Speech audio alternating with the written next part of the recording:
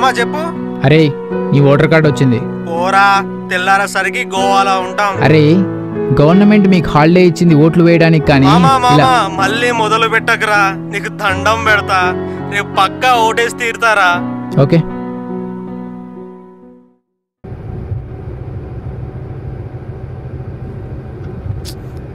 జేబులో సిగరెట్లు అయిపోయినట్టు.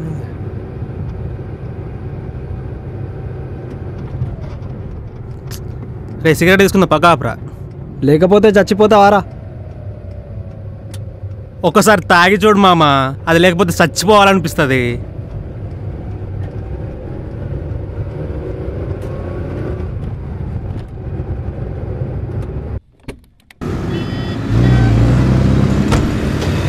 అమ్మా ఒక ఎడిషన్ అమ్మా.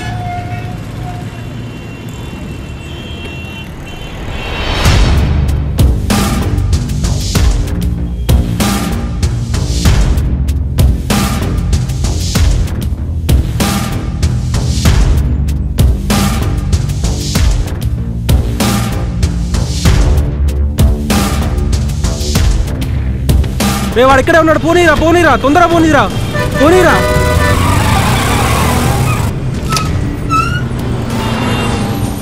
ఏంద్రుడు మన దాంట్లో ఒకటే తేడాగా తయారయ్యండు. పోనీయండి తొందరగా పోనీయండి రా.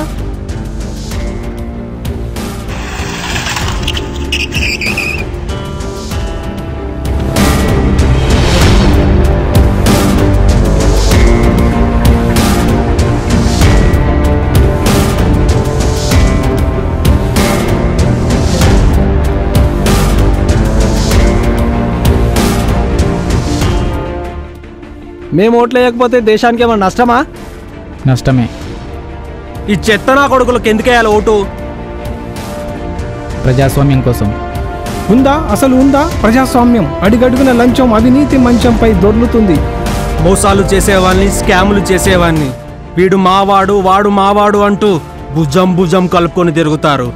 ఇలాంటి విధవలక వేయాలా ఓటు?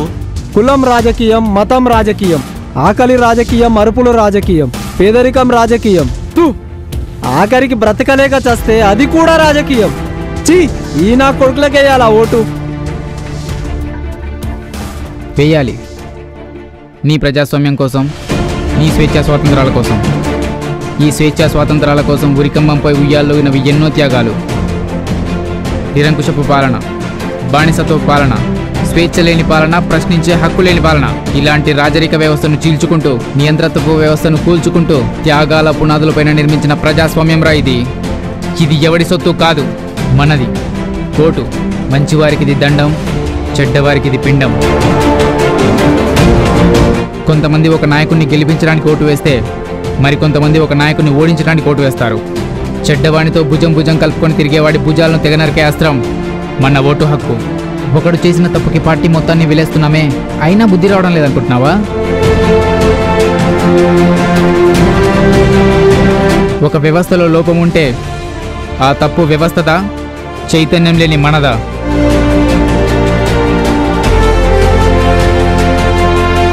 స్వాతంత్ర సమరం ముందు ఇదెంతా? మనలో చాలామంది అంటుంటారు నేనప్పుడు పుట్టుండాల్సిందే అని. ఓ భగత్ సింగ్లా, ఓ సీతారామరాజులా పోరాడేవాడినని. కానీ కళ్ళ ముందు జరుగుతున్న ఈ సమస్యలను చూసి తల వంచుకొని నిలబడతారు, లేదా మీలా పారిపోతుంటారు.